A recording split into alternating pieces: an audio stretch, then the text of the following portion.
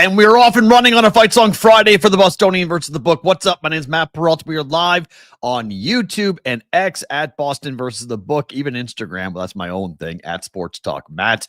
We're replayed on Sports Grid Television every night, weeknight, 10 p.m. Pacific time. You late night, 1 a.m. East Coast folks, thank you for watching. Audio podcasts, wherever you guys get your audio podcasts. It is a Fight Song Friday. It is a championship episode of BvB. As we'll get to the games tonight, tomorrow, big betting opportunities, tons of games, tons of implications for the college football playoffs.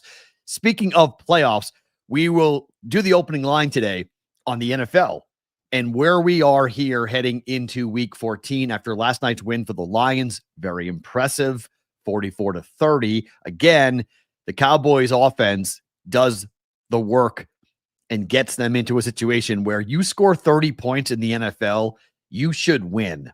But you can't turn the football over, and you can't have your best player, and yes, I am calling George Pickens their best player, taking the night off. What was that last night? If you're a Cowboy fan, that's why Pittsburgh was willing to let him walk. Because of that. When you need a guy, and I don't think the Dallas media is going to take it lightly as to what George Pickens did in the biggest game of the year, even after CeeDee Lamb went out with a concussion, that George Pickens played like that. Sloppy, balls being intercepted, routes not being run, effort not there. He got annihilated in the postgame show, rightfully so, on Amazon Prime. And I thought, you know, everyone on the panel was correct by calling it out. But we'll get to that as to whether or not Dallas makes the playoffs, whether or not the Lions make the playoffs, and the AFC side of things, because the Chargers and the Colts, if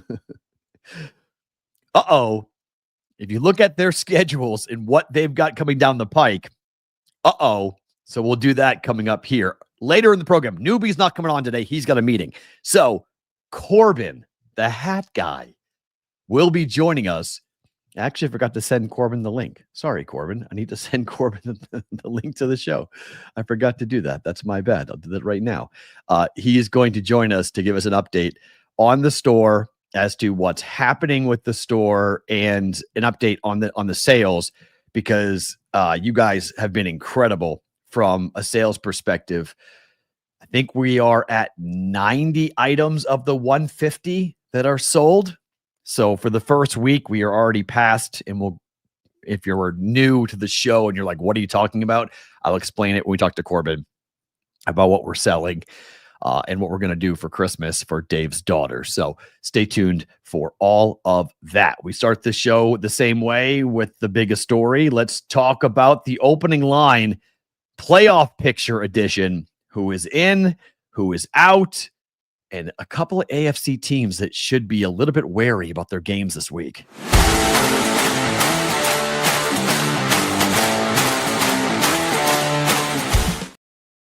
Opening line, let's talk about the AFC and the NFC playoff pictures here on December the 5th for a Fight Song Friday. The domination of the Lions at home after a loss indoors, it's just, I went against it. And normally I go with it. I went against it. I did get the over on the team total right for Dallas last night. And I did get the over for Jahmyr Gibbs rushing and receiving. So the game wasn't a total wash for me, but the Cowboys now are really in trouble. They are 6.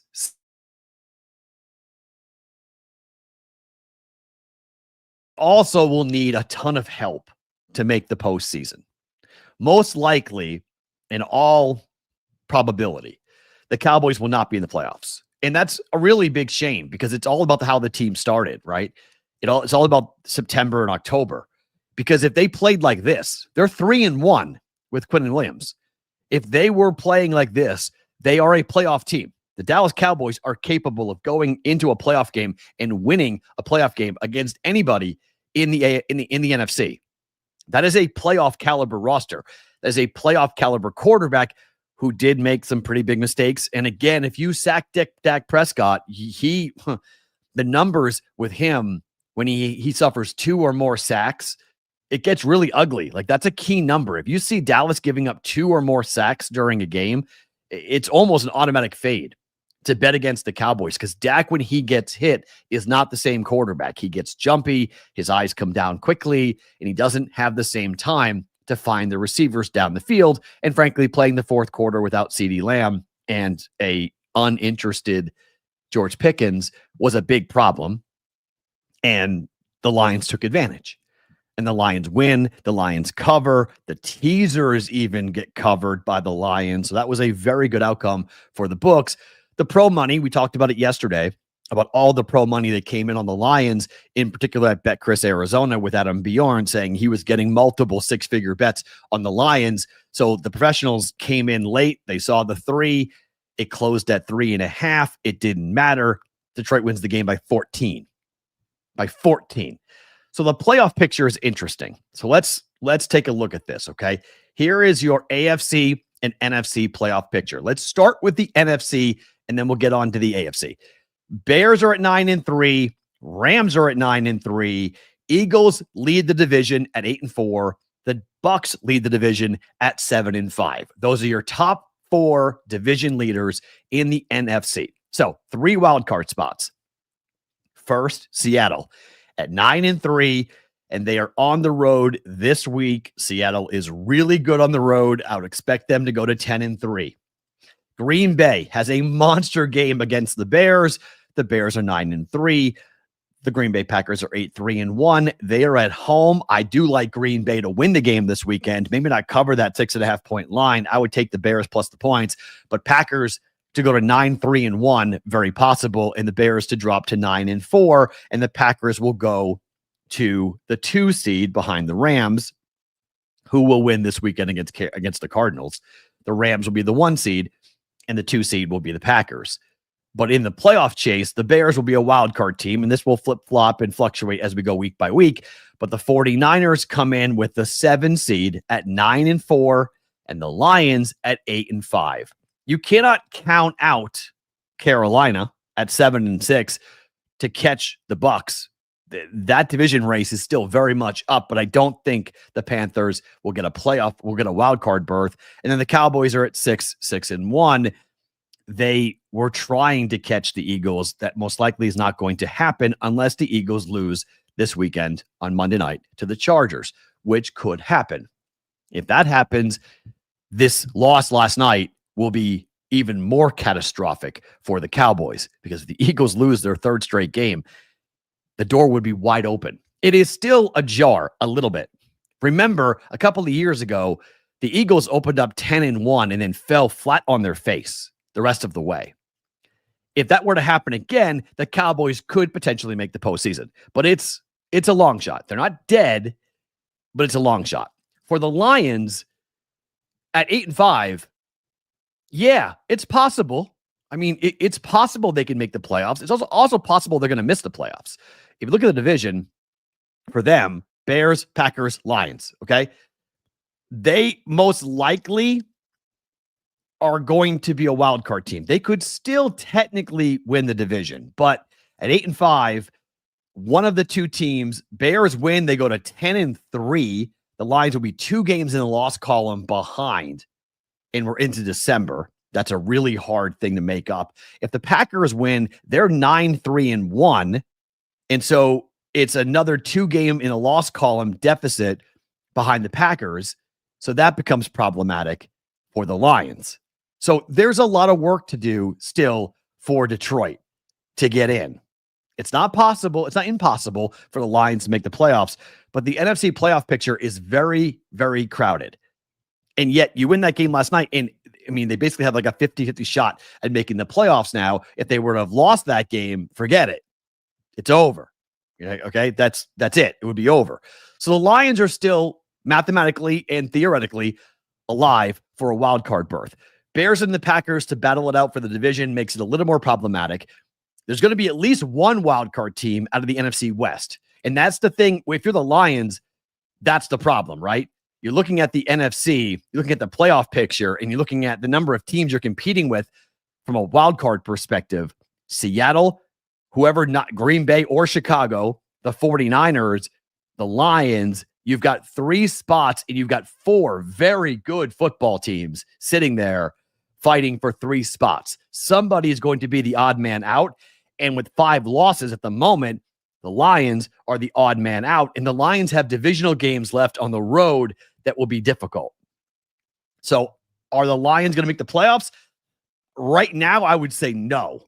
But they've got a lot of time left. This is not like today we're deciding this. There's more football to be played. There's more options here for them to get in. But Seattle, the 49ers have been sensational here down the stretch, even with all their injuries. They've been really good. The Panthers are still a conversation piece. You know, the Eagles, even if the Cowboys win out and they go 10-6-1, they really need the Eagles to completely fall apart. Like, that's the only way I think that the Dallas Cowboys make the playoffs. I have a 7-1 ticket on the Cowboys to win the division. So I'm all in on the Eagles completely falling apart. But the likelihood of them losing out to the Chargers, Raiders, Commanders, Bills, Commanders is highly unlikely. Losing to the Raiders is highly unlikely. So, like, I don't think it looks good for the Cowboys. It's bad. One of those teams that we just put up on the screen, one of those 4 teams we just talked about, you look at, you look at Packers, 49ers, Seahawks, Eagles, someone's got to go on a crazy losing streak because, again, 10-6-1 may not get it done for the division, and it equally may not get it done for the wild card spot either, because you would assume the Lions, the 49ers are going to get to 11, right? You assume the Bears and the Packers both will get to 11. So that eliminates the Cowboys. That tie could be the difference between the Cowboys making the playoffs and the Cowboys missing the playoffs because they have that tie. And they're not 11-6. They're 10-5-1 or 10-6-1, sorry. Instead of having 11 wins, they only have 10. So on the other side, let's go to the AFC. Sunday night is huge. Houston is 7-5 and Kansas City is 6-6. The loser of that game theoretically is done from a playoff perspective. You look at the AFC South, the Texans are 7-5, the Colts are 8-4, and the Jags are 8-4. The Jaguars and the Colts play this weekend. More on them in just 1 second. You look at the West, you have the Chiefs at 6-6. The Chargers play on Monday night against the Eagles. We just talked about that. If the Chargers win, they got 9 wins, and the Broncos have 10, and they're playing the Raiders here on Sunday. They're going to win. I would be stunned if the Broncos lose to the Raiders here on Sunday. So from a playoff perspective, Patriots 11-2, Denver 10-2. They're going to the playoffs. You have Jacksonville at 8-4. Tiebreaker right now over the Colts. They play in Jacksonville coming up on Sunday. Ravens play the Steelers at 6-6. The Bills have a massive game against the Bengals. Massive game against the Bengals. More on them here in just 1 second. Texans on Sunday night at 7-5. Steelers at 6-6. Chiefs at 6-6. How many wins will you need to be a wild card team in the AFC? Well, the Chargers are in a prime spot to get one, right? Here's the problem for the Chargers. Look at this schedule for the Chargers. They play Philly on Monday night. They play at Kansas City. They play at Dallas. They play home for Houston, and they play at Denver. How many wins are the Chargers going to get with a broken-handed quarterback in Justin Herbert? Their offensive line is banged up. Their defense has not been great. I think if I'm picking for a team to potentially fall apart, one team that I think you can look to fall apart would be the Chargers. The other would be the Colts. Because I think the Chargers and the Colts both could miss the postseason. Why? Look at this for the Colts. Sorry, hold on. Look at it. Look at this for the Colts. According to FanDuel, the Colts are plus 198 or plus 200 to miss the playoffs. They're plus money to miss the playoffs. I think it's a decent bet. Why? Okay, they play at Jacksonville. They can't beat the Jags. We talked about it yesterday. The numbers are amazing. 16-1 against the spread. Road neutral site games. The Colts are 1-9 against the number against Jacksonville, and the number is basically a pick. It's -1, -2. It's basically a pick for this week. At Seattle, home for San Francisco. They play well on the East Coast, or in a dome in the middle part of the country. Then you have Jacksonville at home and the Houston Texans to wrap the season. How many wins are the Colts going to get with that schedule? 1, 2? Like how many wins? You tell me, how many wins are they going to get? Because that is sorry, I sent the link to the wrong person. Sorry. I sent the link to the wrong person. I'm really curious to see how this is going to run through. If you're the Colts and the Chargers, again, check out their schedules. Okay, that's the Colts at Jacksonville, at Seattle, home for San Francisco, at Jacksonville, home for Jacksonville, at Houston. 3 road games, and the 2 home games are not layups. They're really difficult. On the flip side, if you go to the Chargers, Philadelphia, at Kansas City, at Dallas, home for Houston, at Denver. The Denver game might matter for the Broncos for the 1 seed. So that might be a monster game that Denver really goes out and tries hard and plays hard in week 18. So the Chargers, for them to get into the postseason, well, the division is probably going to be a difficult ask given Denver's schedule and the fact they're going to be 11-2 coming up, and the Chargers could lose to the Eagles. If that happens, the division basically is over. So now it's a wild card conversation. Chargers at the 5 seed, 8-4. How many wins are they going to get? 2? So 10 wins, right? That's where the Chiefs and the Steelers have to look at. Can they get to 10 wins? The Texans, if they beat the Chiefs this weekend, they go to 8-5. KC will fall to 6-7, and KC is pretty much done. I mean, the Texans have a chance to end it for the Chiefs for this year coming up on Sunday, if the Texans can win that game. Just given where we are with numbers, because Jacksonville or Indy, most likely one of those 2 teams will be in the playoffs. Will be a wild card rather. So both those, one team wins the division, one team's a wild card. So we cross off 1 wild card. Now we're down to 2. The Buffalo Bills are 8-4. You have to think that Buffalo is going to get one of the 3 wild cards. You just have to think that that's going to happen. That leaves 1 for the Chargers, the Texans, the Steelers, the Chiefs. 4 teams for 1 spot in the AFC. The AFC is crowded too. The AFC is getting very complicated, but there is 1 outside shot team that we have not talked about yet.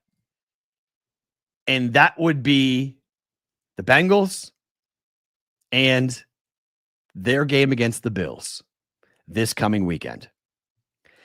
The Bengals are not dead. This might be the craziest development of the entire season in the NFL. Joe Burrow coming back and winning the game on Thanksgiving, beating the Ravens on Thanksgiving, has opened the door for the Bengals to make the playoffs and for the Bengals to win the division.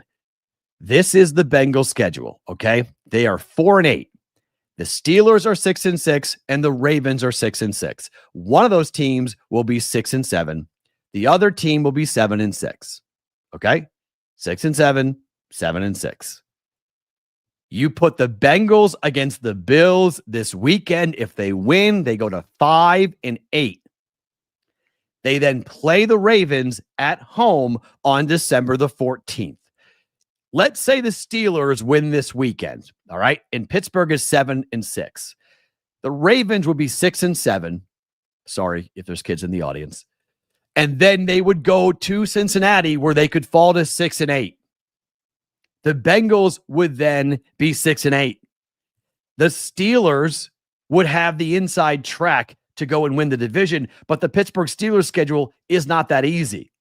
After they get past the Bengals, the Bills, and the Ravens, they play at Miami on Sunday night, completely winnable, home for Arizona and home for Cleveland. Both games completely winnable. The Bengals can win out. The Bengals can win out. And if the Bengals win out and it all comes down to this game against the Bills, they got to go to Buffalo and beat the Bills. But if the Bengals win out, Joe Burrow and company might be in the playoffs. It's not that crazy that the Bengals might be in the playoffs. Now, I agree. Without Hendrickson, big loss. He hasn't played for 5 weeks. He's not going to play. He didn't practice again. He's not going to play Sunday. So he's out, okay? But the Bengals defense showed up against the Ravens. They played their asses off. Sometimes these are professional athletes, okay? We're talking about a margin that's really small. So if you have a team that's highly motivated because you know you have Joe Burrow and the other team doesn't, and T. Higgins is coming back. He didn't play last week, concussion. He is back. He cleared protocol this morning. T. Higgins and Jamar Chase are back. So is Joe Burrow. Just saying, you can't count the Bengals out. And if the Bengals make the playoffs, that means the Ravens and the Steelers both do not make the playoffs because only one team is coming out of that division, not two. So if the Bengals somehow run the table and the Bengals go ahead and win the division, the Bengals are the only rep. They're going to be the only rep, okay? So they've got 5 games left. If they wind up 9-8, I don't think 9-8 or 8-9 is going to be enough for a wild card spot in the AFC. I think you've got it. They're going to win the division, and that's it. Because again, I would expect the Texans to get to 10 wins. I would expect the Colts and Jaguars get to 10 wins. Maybe even the Chiefs get to 10 wins. So that would eliminate the Ravens and it would eliminate the Steelers. Now, this is all under the guise that Baltimore and the Ravens, and the Steelers do not get to 9 wins. To get to 9, we're getting into tiebreakers and all sorts of other things that factor in that we don't need to get into now, but it could be a tie up top the division, and only one of those teams will get in. It's going to be fun. It's going to be fun. And finally, the race for the 1 seed will be fun to watch between the Patriots and the Broncos. Again, if the Bills get beat this week, if the Bills lose to the Bengals, and this is why it all kind of factors in, it's a big, hive mind type of thing. If the Bills lose to the Bengals, well, then the Bills have to go play the Patriots off a bye for a hat and t-shirt game. And the Patriots can clinch the division really early in week 15. They can clinch. So what does that do for the last 3 games of the regular season for New England? They're playing for the 1 seed, but we'll find out how Mike Vrabel views the 1 seed. Does he think it's that important? I think it's massively important. I don't think the Patriots want to go play at Denver for the AFC Championship. So I do think it's huge, but that's me. I'm not the coach. So what do the Patriots? They may say rest and health is far more important. We've been great on the road, and it's really hard to argue the Patriots' record on the road. I mean, the Patriots have been absolutely amazing. They're undefeated on the road. They haven't lost yet this year, and their road games remaining are at Baltimore and at the New York Jets. More than likely, they'll have 1 loss on the road, and that's it. They may have 0. They may run the table. So if you're Mike Vrabel, you might say, hey, we're good. I don't need to worry about us, having to go play on the road. If you play on the road, we play on the road. We're good. So get healthy, get everybody back. Make sure we got Milton Williams to stop the run. And if Denver can't run, it's all on Bo Nix, and we're good with Christian Gonzalez and company in the secondary. We're going to pick off Bo Nix, and we're going to go and win in Denver. We're going to beat the Broncos at Mile High. I would try to avoid that as a Patriot fan. I'd rather see that not happen. But I do get the thought process if that's what winds up happening for the Patriots, because the Broncos are going to be in a fight most likely all the way to at least week 17 and maybe all the way to week 18 for the division, unless the Chargers just completely fall apart. I don't think they have to. The Broncos don't have to worry about the Chiefs. The Chiefs are not going to run the table to catch them. But this is going to be wild to watch. You Tomlin fans. Steelers split with Baltimore. They beat Cleveland, Miami. They get 9 wins, and Tomlin's silly streak continues. Yes, it's very possible. Okay. The going over 500 streak, not finishing under 500, Mike Tomlin streak is very much alive and potential. But even if he gets to 9 wins, there's no guarantee that will be enough to win the division. 9 wins is the max number of wins that the Bengals can have, but it's not the max number of wins for the Ravens. If the Ravens win this weekend, they go to 7-6, and the Ravens can win 10 games. The Ravens can beat the Patriots at home. Absolutely. If Lamar goes crazy, it's very possible.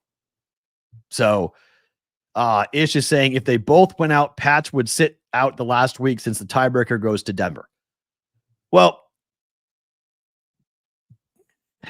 it's such a weird thing. I think it's such a joke because the conference record is the first tiebreak between the Patriots and the Broncos. So if they both were to lose conference games, then we would go to their common opponent. That's the second tiebreaker, is common opponent. It's the winning percentage against the common opponent. So that's why if you're a Patriot fan, you're very much cheering for the Raiders to beat the Broncos this weekend. If that were to happen. Okay, if that were to happen, it would be tremendous. So right now, both teams have 2 losses in conference. If the Patriots were to lose a game, they would want to lose a game out of conference. The Patriots out of conference games, they have none left. They're all conference games left. Bills, Ravens, Jets, Dolphins. So they play 4 games conference-wise at the moment for the Patriots schedule. They are 6-2 in the AFC, and so is Denver. They're 6-2 in the AFC. Denver plays the Packers still. So they could lose a non-conference game. They play the Packers still. So it's Raiders, Packers, Jags, and the Chiefs, Chargers. Those 5 games are left, but they do have 1 game out of conference, which the Broncos could lose. So just if you're looking at tiebreaker scenarios, if they both wind up losing 1 more game, which is possible, it's hard to see both the Patriots and the Broncos both going 15-2. That's hard to see.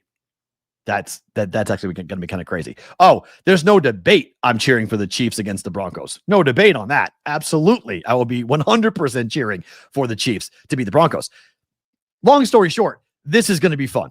This is going to be an absolute ball. I cannot wait to watch how we come down the stretch in the NFL. It's going to be super fun to see who gets in, who is out. It started last night with the Lions and the Cowboys. We got Packers and the Bears. More on that game here in a little bit. We've got obviously Sunday night with the Texans and the Chiefs. Huge game there. I'm pulling for the Texans clearly. So this is going to be a very fun run over the next, a lot of scoreboard watching, a lot of games having massive implications as to who is going to be in and who is going to be out. But there could be some pretty big names in the NFL. I've talked about this about a month ago. I said we could be looking at a playoff scenario in which Josh Allen, Patrick Mahomes, and Lamar Jackson are all on the sidelines for the playoffs. It is very possible. It's extremely likely that 2 of the 3 will miss the playoffs. It is incredibly unlikely that all 3 will be in the playoffs from the AFC. This is a changing of the guard type of year in the AFC. The quarterbacks who have dominated for the better part of a decade could very well have the same spot as you and me for the playoffs, watching them on TV. To football, tonight and tomorrow we go before we get to Sunday. It is a huge college football weekend. It is time to start Fight Song Friday.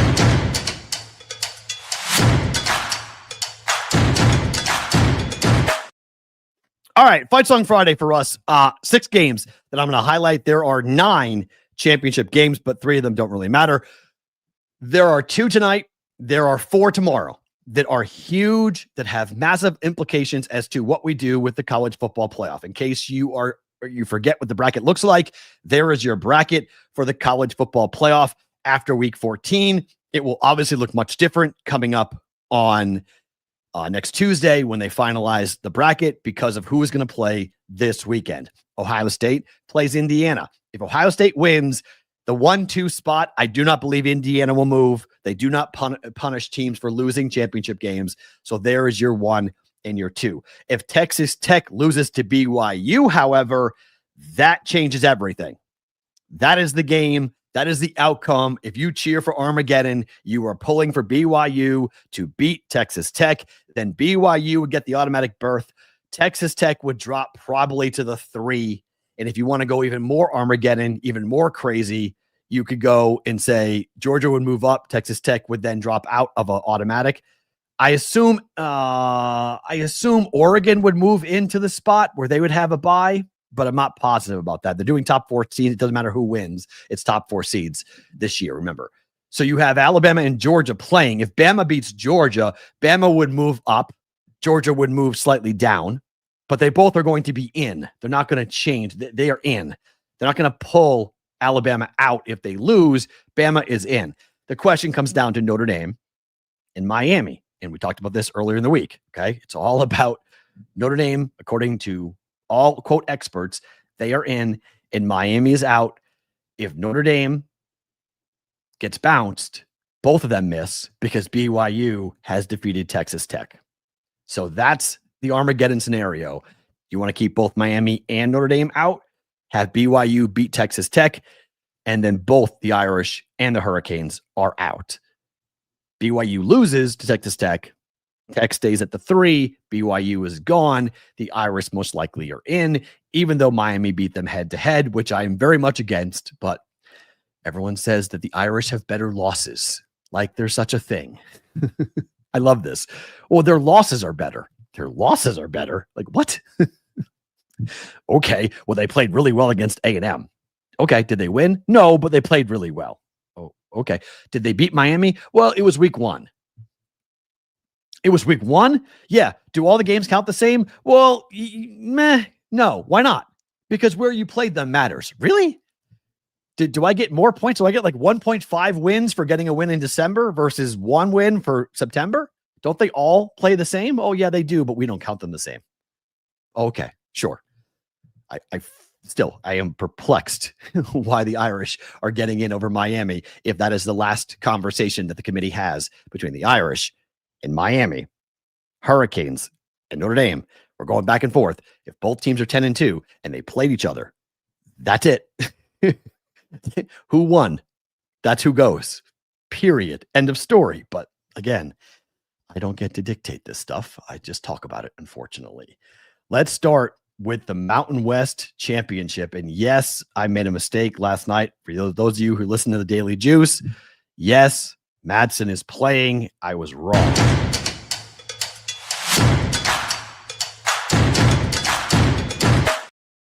Where is that? Oh, there it is.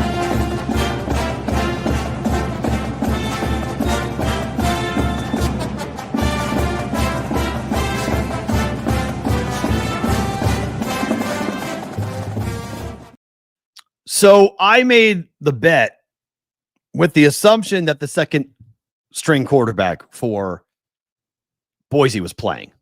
He played the last 4 games. He went 2-2. But Maddox Madsen's playing. Now, Maddox Madsen played in the first matchup, and he lit up the defense for UNLV. However, I still think UNLV covers this number at 5.5. Okay? I still think UNLV, their defense turned a corner in the wake of the loss to Boise at Boise. We are right back to Boise tonight. It's going to be 40 degrees and raining in Idaho. That is nasty weather. That is typical Boise State weather. Yes. However, the UNLV defense has played much better down the stretch. And from the people I talked to in the last 48 hours, the coaching staff for the Running Rebels, they are really confident that they've got a game plan that's going to be a much better game plan than what they did in the previous matchup about a month ago in Boise. If that is the case, if they can scheme it up, if they can play harder, and if they can cause turnovers here and win the turnover battle, UNLV can win their first championship in like forever. There's been one conference championship in the history of UNLV football. It was like 100 years ago. This would be insane. In year one of Dan Mullins, taking what Barry Odom did last year, this is the third straight year that Boise and UNLV are facing off for the Mountain West Conference Championship. It has been all Boise. Whether it be here in Nevada, here in Vegas, or at Boise, it's been all Boise. And in the previous matchups, it's been all Boise. I was there last year for the regular season matchup when Aston Genty ran all over them. And that's, Aston Genty. This is a different team for Boise, but it's the same quarterback in Maddox Madsen. Him playing is huge. I'm not going to lie. It's a big darn deal to have him back playing in this game, but it's his first game back. And I think this offense for UNLV has got a lot of people sleeping as to just how good this offense is, how good this running game is. Jet's going to run tonight for UNLV. All right. This kid is tremendous. He is tremendous. Boise by 3. Boise State wins. UNLV covers. I think we're in for an awesome game tonight. I cannot wait. I have completely and totally, I'm putting up Christmas lights in the afternoon. We're going to do the show. I'm going to get some business done. And then I'm going outside in the final hours of daylight. I'm going to go and do the Christmas lights tonight on my house. And then I'm going to sit and watch this game and be glued to it to see how the Rebels fare. I like UNLV plus the points, plus 5.5. Boise wins. UNLV covers the 5.5. And I think they'll have a shot to win the game. I really do. I think they'll have a shot to win this. And maybe they even do pull off a massive upset. Tough to beat a team 2 times. True. How about 3 times in a row in the same game? True. But this offense and this running attack for the Running Rebels may be the difference.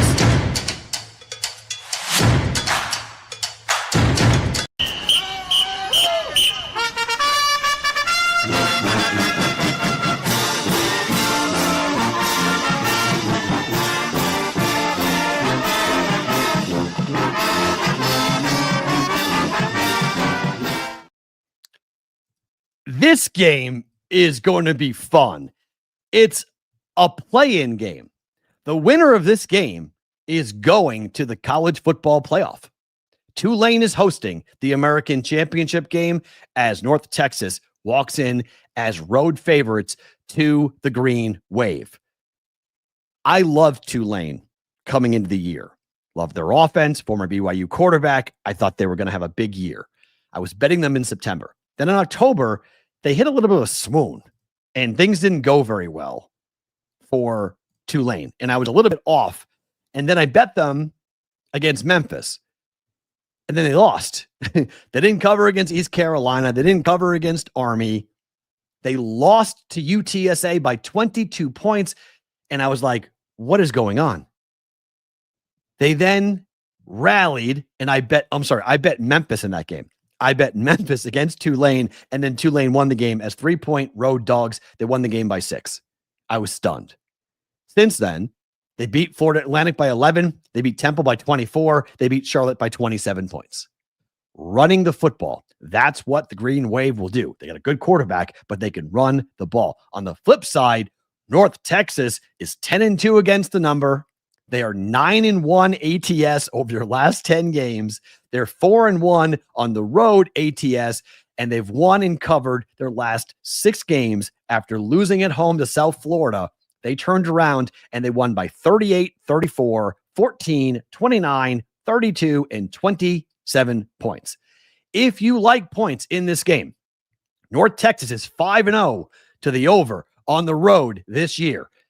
The other side of it is that Tulane has been a dead under team at home. They're 5-1 to the under at home, mostly because of the running attack and the running clock and whatnot. But last 3 games have gone over for North Texas, over by 11.5, over by 23 and over by 7.5. The last 3 games have gone under for Tulane. I like the over in this game, but I like the green wave. I like Tulane to get a W here tonight to win the American and Tulane to go to the college football playoffs. I like the home game here on this. I like the home team on this. This is going to be fun. North Texas, Tulane, high scoring action, one team throwing, another team running. Offense, over 66.5 coming up for this game. It's going to be a ball. Cannot wait to watch it.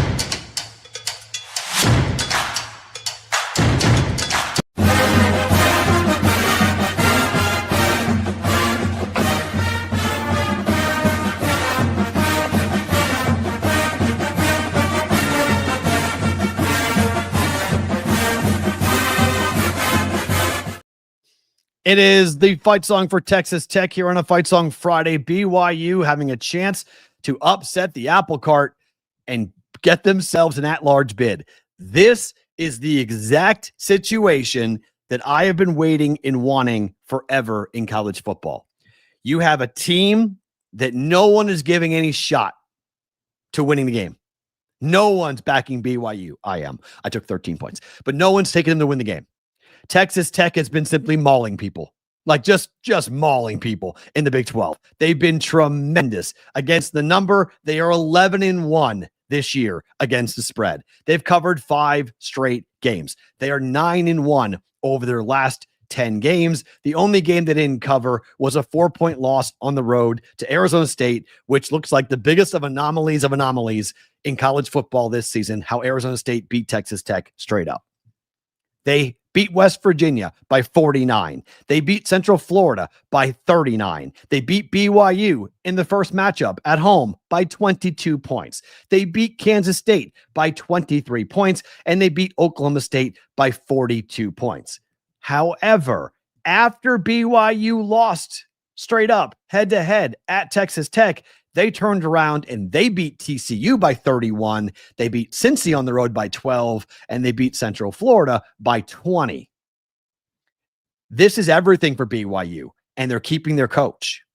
I think this game is closer than people think. 13 was the high watermark. That's where I got it. BYU, now 12.5-point dogs in a monster game in the Big 12. This is going to be super fun. I think this tomorrow, we'll know early, I think. I think we'll know pretty quick whether Texas Tech can pin their ears back and go ahead and destroy Texas Tech here. It's in Dallas at Jerry's World. This is not a true road game for BYU, but it's going to be close to a road game. BYU will show up. They'll have fans. Fans will travel, but nothing to the point that what we're talking about here with Texas Tech fans who are going to be there by the thousands. I can't wait. Let's see what BYU looks like early. If BYU's in the game early, got a shot to upset and really change the entire bracket for the college football playoff. As of right now, everyone likes Tech, and everyone likes Tech big.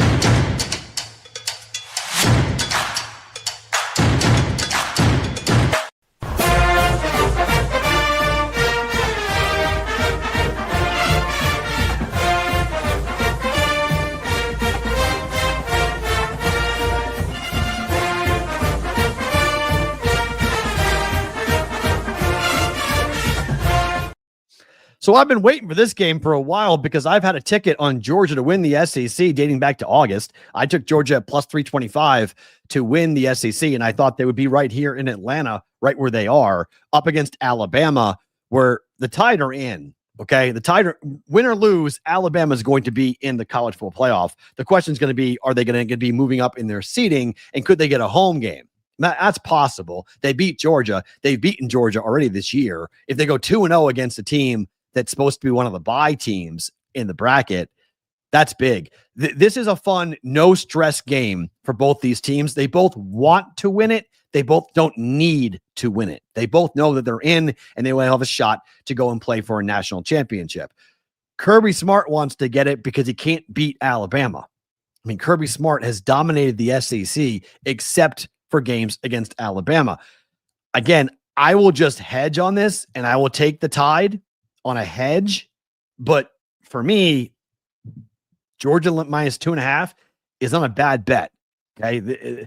I don't have a strong opinion on either side because I have the Georgia ticket already at plus 325 for them to win the division, to win the conference. So now it's just come back and take some plus money on Alabama, or maybe even wait to see how the game plays out to take some money on Bama and just not have to worry about what's going to happen here in the SEC championship. Georgia wants it. Bama wants it. They don't need it. For that reason, little tough to bet that game, to be quite honest, on that one.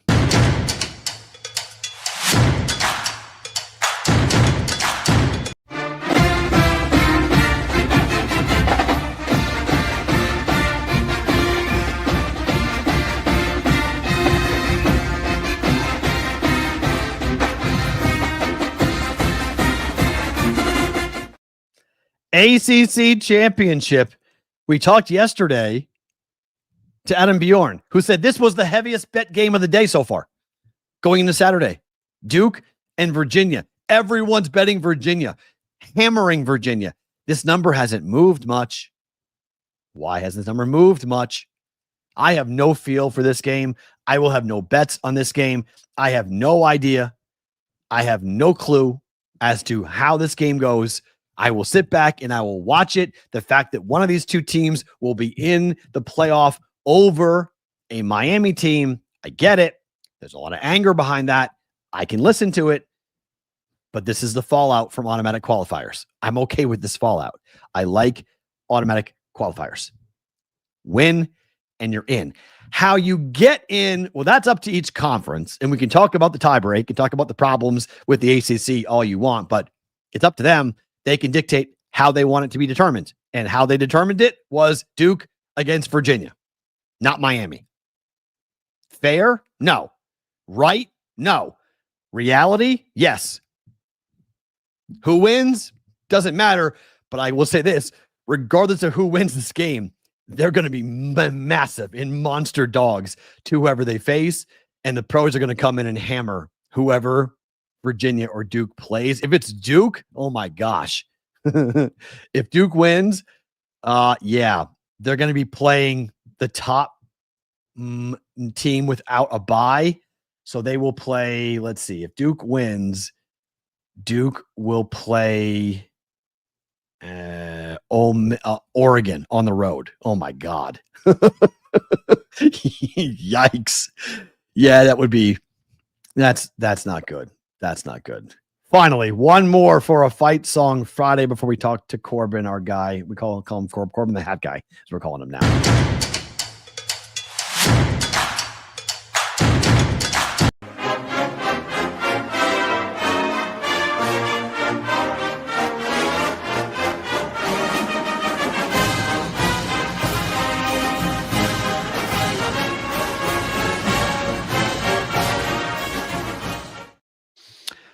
This game is a pride game. This game may be a preview of the national championship game. It is Indiana and Ohio State. Big Ten title game with the Hoosiers as dogs. They're not going to act like dogs. They're not going to expect to be underrated. They're going to expect to come in and be right there, toe-to-toe with Ohio State.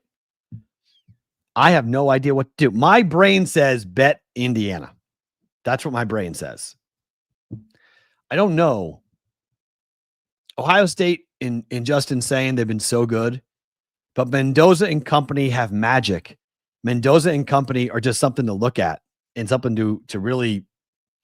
It's been fun to watch Indiana over the last couple of years to see what they've done here with Cignetti and the confidence that they bring.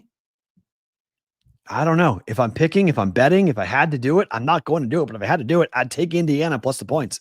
I'll watch it, but they're playing for the 1 seed. They're playing for something. Okay. Don't tell me they're not playing for something. They're absolutely playing for something. I can't wait to see how it all plays out. Turnovers will have a big factor here. Whoever wins the turnover battle probably wins the game. Special teams. I think it comes down to the little things. I think they're so evenly matched And I think you're going to see both these coaches come up with some very creative game plans, but the star players have to play. The star players must be up to snuff and play at, the quarterbacks must be on their A game. I hope we get a great game. I do. I hope we get an absolute barn burner for Indiana and Ohio State. I hope it's Penn State, Indiana 2.0. It comes down to some crazy, ridiculous, unbelievable matchup, unbelievable situation. And we're hearing just like crazy calls. Just nuts, crazy things. I want that. That's what I want. I want to hear Gus Johnson.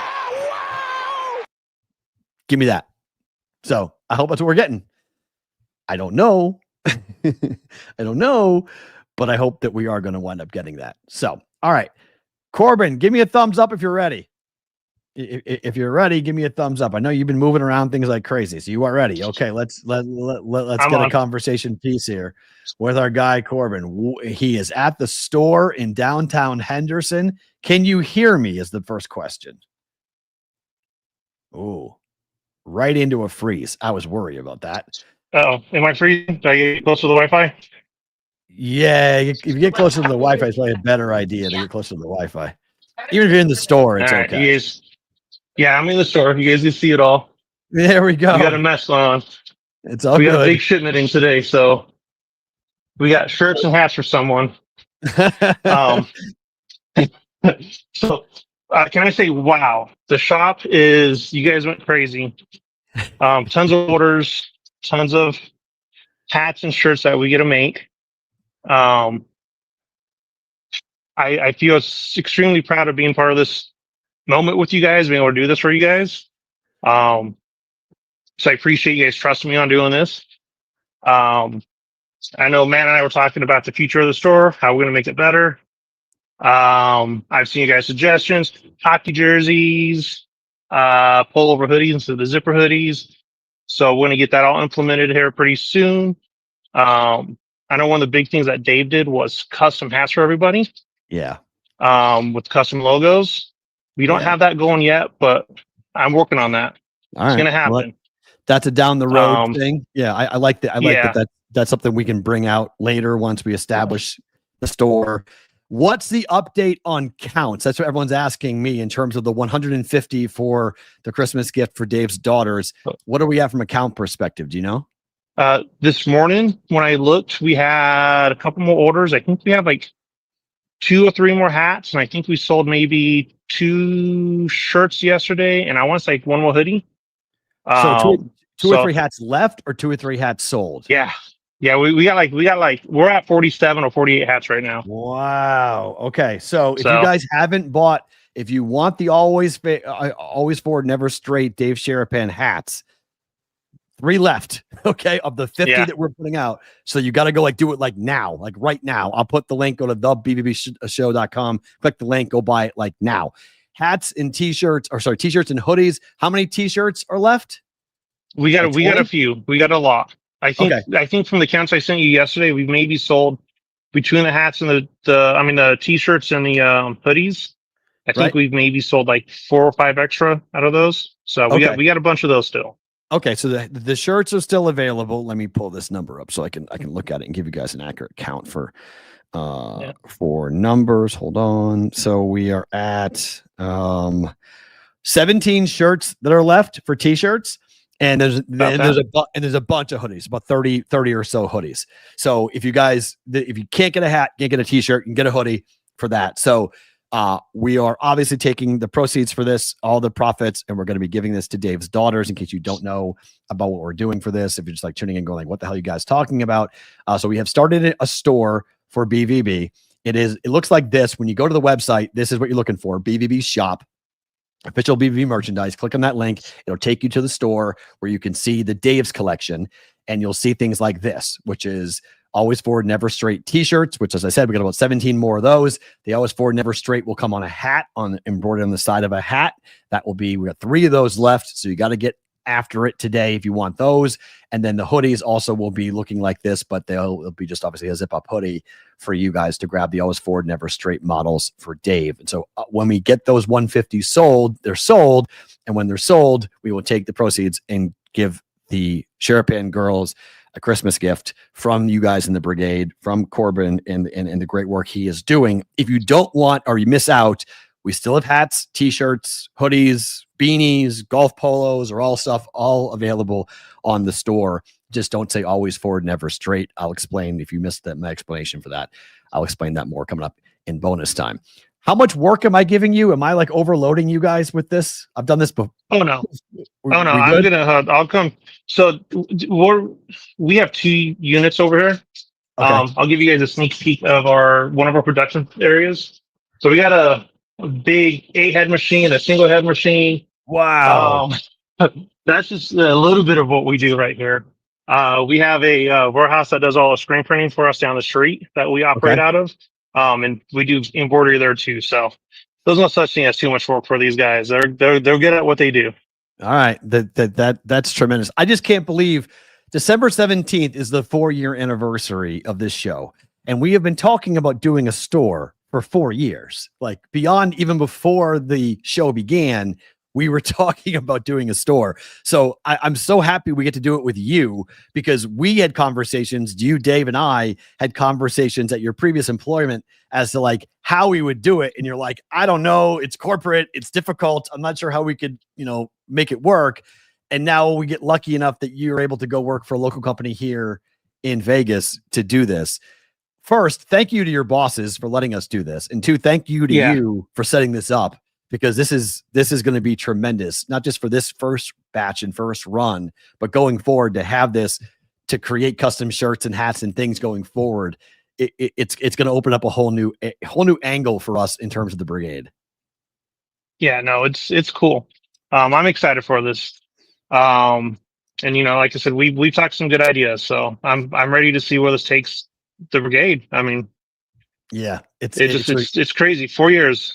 That's wild, because it was about this time Dave came into my lids and was like, yo, I got an idea. Can you put this on a hat? But I want these colors, and I was like, yeah, sure.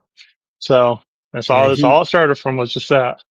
I'll never forget when he called me and he's like, I got this kid who can do magic with hats. It's like, I'm telling you. He's like, he can work magic with hats. I'm like, really? He's like, yeah. Mm-hmm. He's like, we're going to do all sorts of different customizations and colors. And like, why not we take the logo? We're going to make it look like, I think the Browns hat was like the first one he did. I remember him doing it because he bought it was like the Brownie hat. Orange, right? Yeah. It was the orange Browns hat that he came back with and did the Browns model.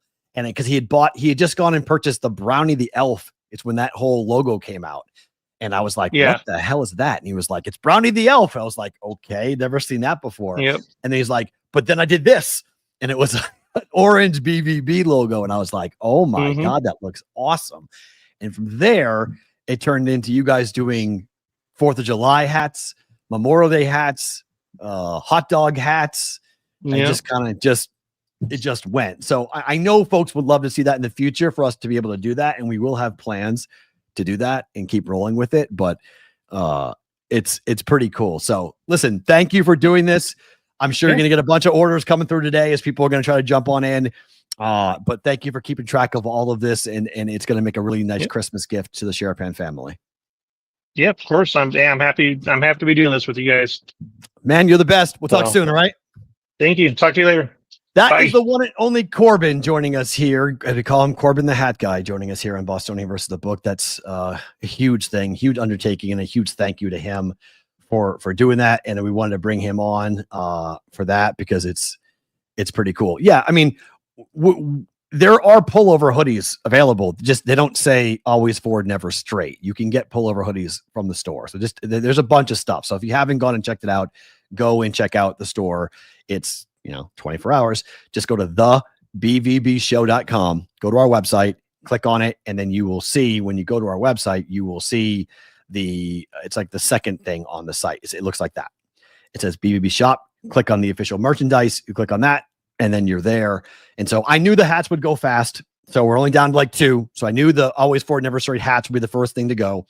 T-shirts would be second, and then the hoodies would be third. So if you have not gotten a hat, you can get a t-shirt. Once the t-shirts are out, we can get the hoodies, but 150 is the max for this. And as I've explained before, this is about making sure that the phrasing, the words, Dave's sayings that nobody benefits, nobody profits from that except for the Sherapan family. So like, that's why we're doing this, because I don't feel comfortable with it, with us making money, with the show making money off of Dave's stuff, if you will. You know, always forward, never straight will always be Dave's. It's nobody else's. So even though he's part of the show, I still want that money to stay with his family. So I'm looking forward to giving all three girls a really nice Christmas present, thanks to you guys in the brigade. If you guys are watching the show live, don't move. If you guys are watching on the replay, have a great weekend. We'll talk to you on Monday to recap a huge weekend of football coming back on Monday at 1 o'clock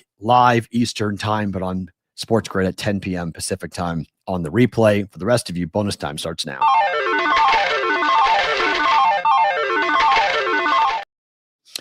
If you guys do have questions, about anything, you can DM me on any of my socials and ask.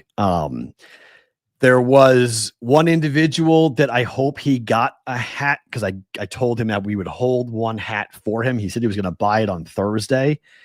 And he was like, he didn't get paid until Thursday. So he was like, I need it on Thursday. So, it's going to be I hope he got one. If not, but you can just send me a DM and say, hey, if you have any questions about what's going on with this. I'm not saying it's the last time we will do this. So if you miss out on this first initial run for the Always Forward, Never Straight hats, t-shirts, and hoodies, I'm not saying this is the last time, but it is a situation where I know it's tricky. Okay. I'm not going to lie. It's tricky. And so the store is being designed as a revenue stream for the show. Okay. As a way of keeping the show funded, as a way of keeping the show to make money. So the show is profitable and we can keep doing this. I can keep doing this. So, but it's not okay to, I'm trying to tread really lightly is what the best way of describing this, because always forward, never straight. If I'm going to live by that, if I'm going to have that be our mantra, right? Well, then the forward part has to exist. The forward part of the show has to be accepted, that we have to move forward.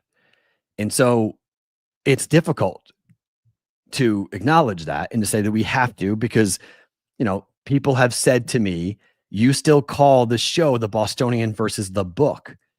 Well, Dave's not there. So what's the book? So I've had people say to me, well, then you need to put an S on the show. It's the Bostonian versus the books, plural. And that very well might happen at some point. Okay. That might happen. So like, I don't know when or how, but like that may be something we throw an S on the end of it, and it's the Bostonian versus the books. And that's a more natural thing. It's not erasing Dave, but it's a change, right? And so, and I know, in the chat, you guys are saying, leave it. Yes. And as of right now, we're not touching anything. Okay. But it's tough. It's a tough conversation. It's a hard place for me to operate, because I went into this without wanting to do it alone. I wanted to do it with somebody. And now I'm back to here being alone. And so I just have you guys to bounce ideas off of. And like, I try hard, to do the right thing all the time. And it's hard to try to do the right thing when it's nuanced and it's not cut and dry. It's not black and white. And so for now, I've just said, we're leaving everything.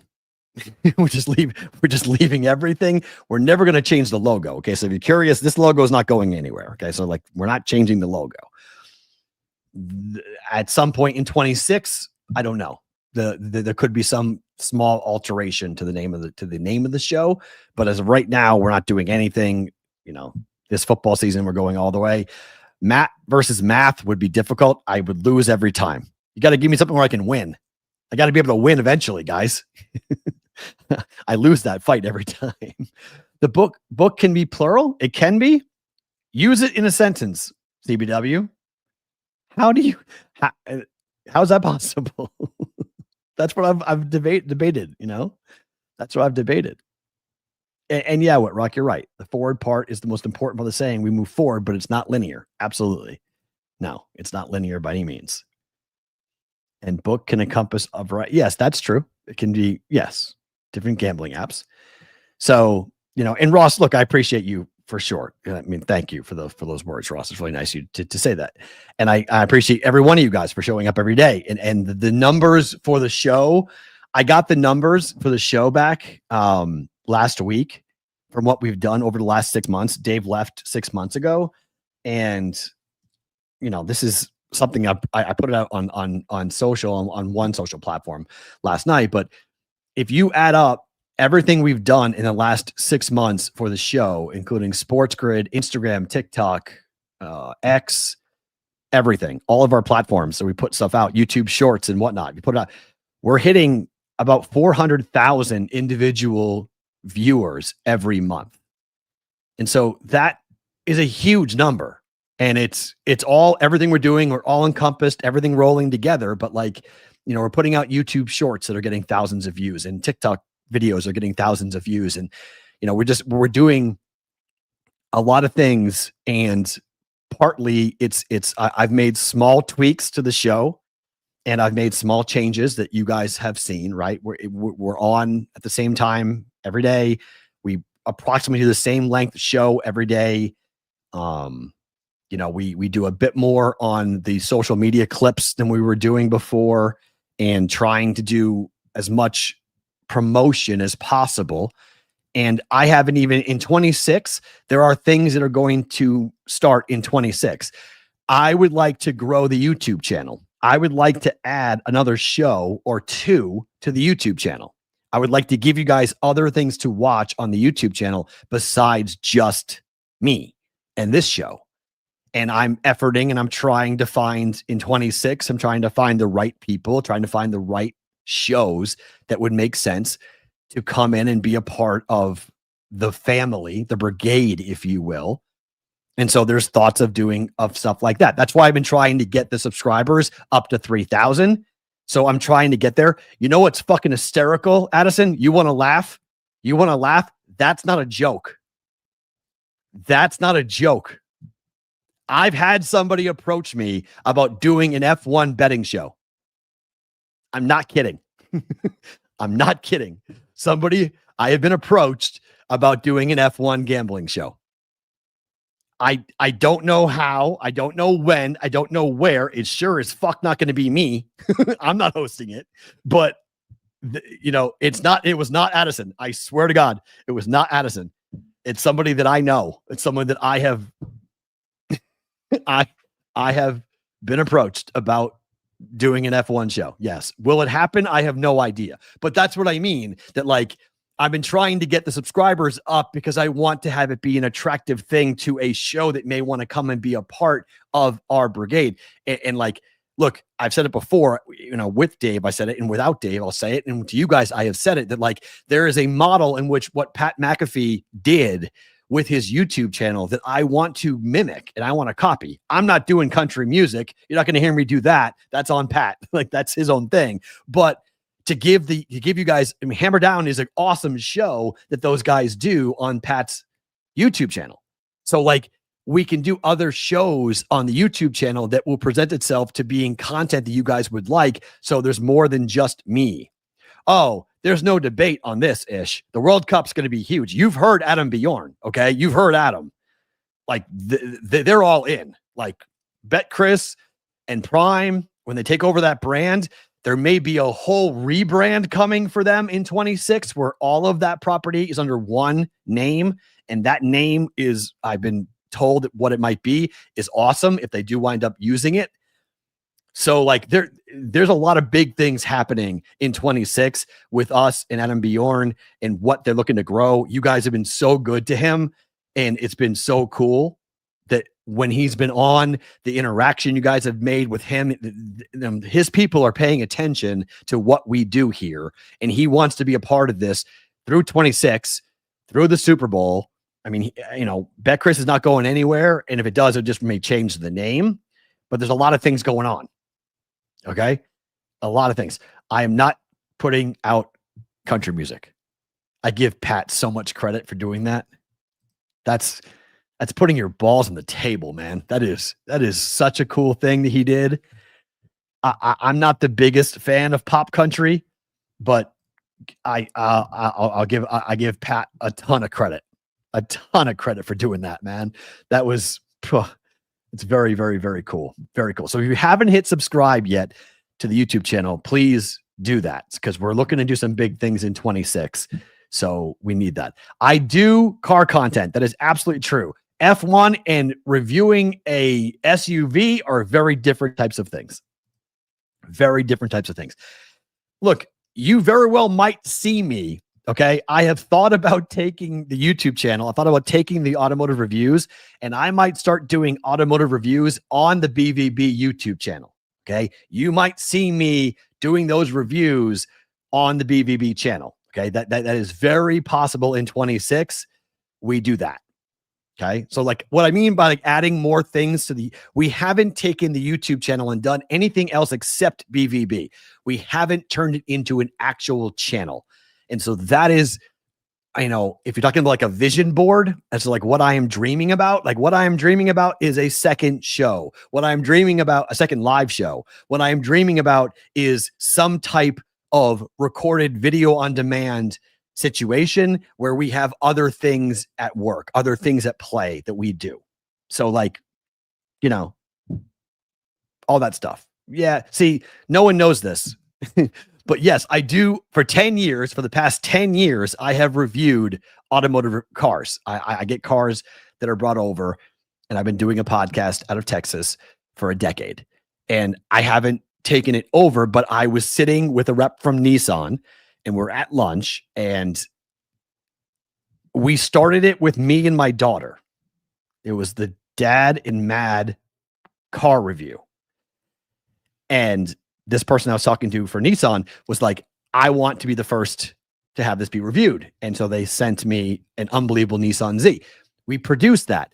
But the more that I've thought about it and the more that I've done is like, I'm operating all this brand new content that all could live underneath the BvB brand. Like all this stuff could live on our YouTube channel. It doesn't have to live on multiple YouTube channels. It can live on one YouTube channel where we just present more content. So like I'm kicking around like 1,000 ideas as to like what to do and how to do it coming up in 2000. Oh, car auctions. Cover them every week. Well, no, I review new cars, I review, and I'm a real big basic person. Oh man, that Murano I had in Nissan's been really good to me. I mean, I'm really close with the brand. I'm really close with their West Coast people. Nissan's been phenomenal. And I'm a huge fan of their products and a huge fan of the people as well at Nissan. But the Murano was great. I've got an unbelievable, my favorite car to review I've got right now. The Genesis GV70 and GV80, I can't rave enough about. Biggest bang for the buck on the road. It's awesome. Yeah, no. And Eric, you're absolutely right. Okay. You want to talk about the next thing I would love to do? I want to do a food show. I want to do I want to go around Vegas and shoot food content. Guess who's coming with me? You. Like, guess who's going to be shooting this? You. So yeah, BvB After Dark. Yes. 100% live streams on YouTube need to be a thing. I don't think I would do a cannabis review, but I wouldn't be opposed to it, Addison. Health-wise, I think Amanda would kill me if I did that, but I wouldn't be against it. How fun would it be to go shop at dispensaries and come back and give a 5-star review? It would be awesome. I think you'd be better at it than me, though. But I'd be in. Like, I think it would be fun to do that. So Maddie would be into a food show. My daughter would love to do a food show. Absolutely. But yeah, BvB After Dark. Yeah, that's 100%. That's a real option to do that. And so, just as we roll here in 26, like I needed to get through the calendar year. I need to get through this football season, really. We're talking about what I got to get through. I got to get through the football season. Once I get through the football season, then we get into Matt has more time to breathe because my betting pros commitments are really a lot. It's heavy. So I got to do a lot of things for betting pros. I do a Raiders podcast. I do automotive reviews. I have to raise my daughter. I have a long distance relationship with somebody in New Hampshire. So I am constantly traveling back and forth. So like time wise, it's like, it's all really condensed. So once we get rid of football, once we get out of the regular season, and once we get into just the playoffs, and we, once we get down to like the championship weekend for the NFL, then we can start to really lay out some ideas as to like what to do with the channel and how to grow the channel. So again, it goes all the way back to the point of like subscribing helps. So if you've not subscribed to the YouTube channel, let's get to 3,000. Let's get to that number. And then let's grow it. Let's really start to put some energy behind it, because I never really have. I've been way too splintered about all these different things. I want to kind of all bring it into one place, into one channel, right? Like MTV stopped playing music like 30 years ago, yet they still called themselves MTV, right? So my thought is like, well, why do I have to do betting content on BvB? Why do we only have to do betting content? Why can't we do other stuff? Why can't we do other shows that I've always dreamt of doing, other content pieces that I've always dreamt of doing, video on demand stuff that is evergreen, that hangs around and stays around for a while? Because Eric has had some unbelievable ideas over the years about like, well, what if we do this? And like, what if we do that? Because hypothetically, okay, let's just play this out. Do you guys remember Todd Blackledge? Do you remember when Todd Blackledge would go to different football towns, and Blackledge would go and review a restaurant in every place he would go? Well, I 100% want to do that. Whenever I go on a trip, I want to go and review the place I'm eating at. Like, I want to take a camera crew and I want to go. So like when I go to New Orleans in January with betting pros, when I go to New Hampshire, when I go to Boston, when I go to San Francisco, like when I go all over the place, right? I want to go review these restaurants. I want to go to a restaurant and I want to go put it out, and I want to have it be a part of, what we're doing, and have it be as a video on demand series of like Matt versus, man versus food was funny, but it could be like Matt versus meals, or like whatever we want to come up with, right? Whatever name we want to come up with for this.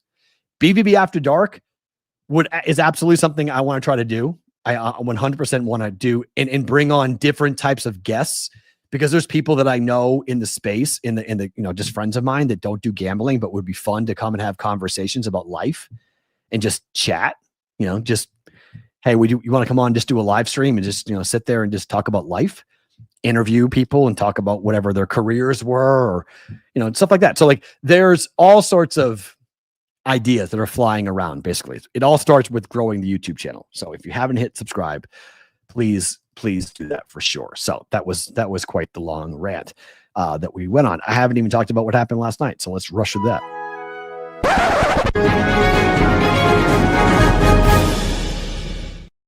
What happened last night? LeBron James, his incredible streak of 10 plus points every game ended as he passed a shot up for a 3 at the buzzer. Rui knocks it down for the Lakers as he and the Lakers continue to be hot, but everyone's talking about LeBron's streak ending. Unbelievable. 1,297 double-digit scoring games. That streak ends last night when LeBron James 8 points in the win. Only the 9th game with single-digit scoring. The last one came back in 2007. Where were you in 2007? I can tell you I was in Omaha, Nebraska, covering the Creighton Blue Jays in 2007 when LeBron James started this streak. That's insane. I am 48 years old. Okay? 2007, I was in my mid-20s living in Omaha, Nebraska. That is an unbelievable streak by LeBron James. Unbelievable streak. The next streak that we get into, the next one to pay attention to, is SGA. 20 points or more consecutive games in NBA history. He currently has the second longest one going at 94. Wilt Chamberlain holds the record for 126 consecutive games of 20 points or more. SGA is 100% in range this season of catching the GOAT in Wilt Chamberlain, the greatest of all time. Now, it's a great question. Which streak is more impressive? LeBron scoring 10 points or more in 1,297 games. Michael was number 2. Or SGA with 94 games in a row of 20 or more, doubling LeBron, scoring twice as many points as LeBron for 94, and the NBA record being 126. I think once SGA breaks the record, once he passes LeBron, I would put the record to SGA. I would give him the more impressive streak for this, but both those streaks are incredible. Both those streaks are unbelievable. SGA is so good. He's just unbelievable start to the year. Unbelievable streak of 94 straight, 20 or more point games per game, 20 more points per consecutively for SGA. Let's make some bets.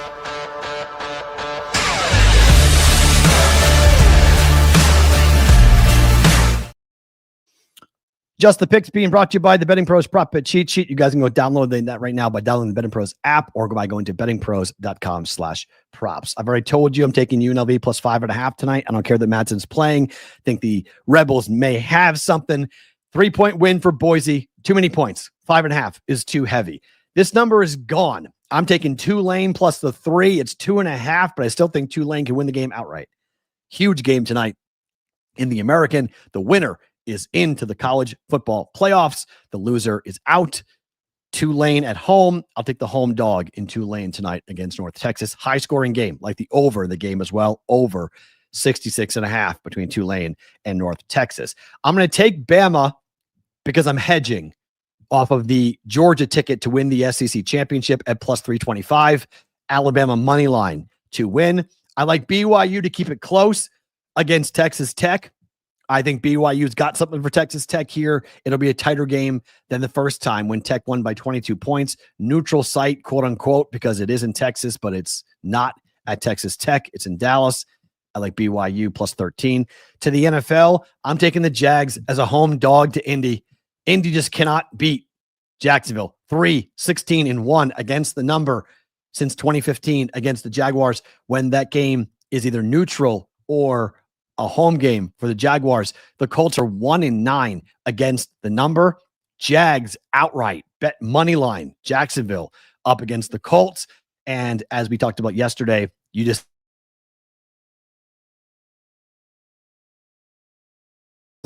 the dog every time. I'm taking the 6 points. Pittsburgh plus 6 against the Ravens. And finally, we're going with Seattle laying 7. I like Seattle against the Falcons. It's a dome, but the 1 p.m. Eastern time window has been great for Seattle. They've won 7 straight games outright. They're 6-0 straight up since the last season. And under Mike McDonald, the Seahawks are 9-4-1 on the road and 5-2-1 ATS when they're playing on the Eastern time zone. I like Seattle minus 7 up against a very, at times, tough team in the Falcons, but other times they can just be, laid down. Second for that. Am I watching the UFC tomorrow? Yeah. Am I betting it? I don't know. I'm going to watch it, but I'm not betting it. It's the last pay-per-view maybe ever for the UFC. Depends upon what they do at Paramount. But starting in January, it's going to be on Paramount. So how many people will buy it? I don't know. We'll see, but I'm not really jumping in. Yeah, I love Seattle too tomorrow. I love Seattle against the Falcons coming. It's a good watching card. I'm not sure it's a good betting card, but it's a very good watching card. I would agree. A lot of good fights on this. Favorite thing about today? Where is that? I rearranged everything this morning. And whenever I do that, I can't find anything I need. Did I delete that? Where did that go? It is. Ooh. Oh, there it is.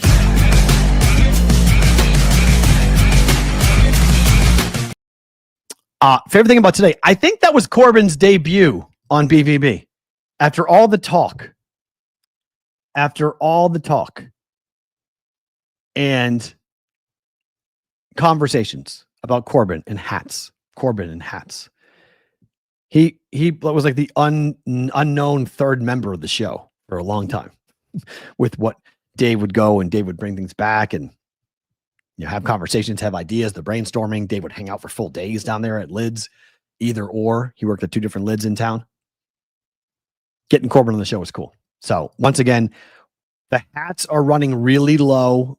I would go and buy one now. If you want an always forward, never straight hat on the BvB store, I would go right now to the store at thebvbshow.com. You're going to look for this logo, click on the official BvB merchandise. That'll take you right to the store to be able to buy the hat, always forward, never straight. Once the hats are sold out, then we move on to the t-shirts, which are looking like this, multiple different colors, but on the back, it says always forward, never straight, signed with Dave, the Bostonian versus the book. We got those t-shirts that are up. And then once the t-shirts are sold out, about 17 more of those. And then once those are gone, then we move on to the hoodies, and we'll just sell the hoodies. If you still want a hat and still want a t-shirt and you don't want, and we're sold out for the Dave Sherapan models, you can still buy them. They're still there. It's just, we're only going to do the ones that say always forward, never straight for a limited run. So 50 hats, 50 t-shirts, and 50 hoodies, with 100% of that money going directly to Dave's girls. So there's a reason you might be like, oh man, I want a hat, but I couldn't get it. So then buy a t-shirt. If you can't buy a t-shirt, then buy a hoodie. Okay. So, and it helps for us because we're going to give a really big, and I'll tell you once I figure out everything, and I'll show you guys what we're going to give to the Sherapans. It's very cool. So, if my math is correct, and we all know about my math, but if my math is correct, it's going to be a really great Christmas gift from us in the brigade to the Sherapan girls. So very, very, very cool. So yes, Corbin did do, and he is efforting, like once we get through this, there will be a customization model. Like there is something happening in the future where we will have the ability to make custom hats. But for the first run, because they don't know what the store is going to do, they can't do inventory. So they cannot plan as to what to order to have on site to be able to make it. So that's why we're doing, if you go to the website, the store, you'll see it says pre-order. Everything is in pre-order because we need to get all of the first orders out of the way, then get that number. Then we can set up the customization and do it where you guys can go strictly just to the website. You don't have to come to me anymore. You just go to the website and you tell the site what you want and you order it. So if you have an idea for a Detroit Lions model, right? You want it in, Honolulu blue, as they call it, right? You want a white hat with all blue. Corbin has that set up for you guys. You can go ahead and make the hat, and it's, made and then it's shipped, and it's all run through the website. You never talk to me. We don't have to worry about the whole, what we got into before was way too complicated. I mean, Dave was spending hours and hours and hours designing these hats. And look, there's obviously a time, energy, and quality side of it when Dave is doing it himself, right?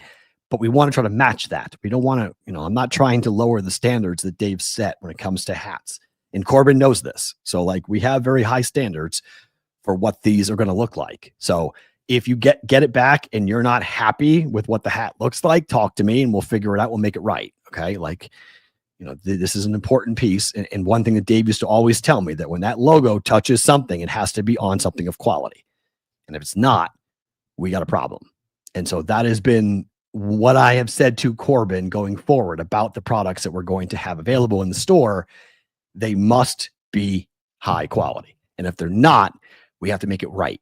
If someone doesn't like it, if they order it and they don't like it, they have to be able to return it. Even if I'm paying it out of my own pocket, we're going to make it right. And so you guys, I want you guys to be able to have it. So, and be happy with it and be able to go and get it. Cause these are one of the ways these are one of the things you can order. This is a 47 dad hat. If you're curious as to what the hat, this is a 47 dad hat BvB model. Okay. This is similar to what it would look like if you order the dad hat.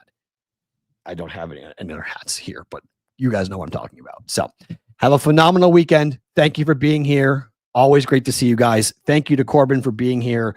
Let's watch some football tonight. Watch some football tomorrow. Recap it all coming up on Monday at 1 p.m. Eastern time for the next episode of the Bostonian versus the Book.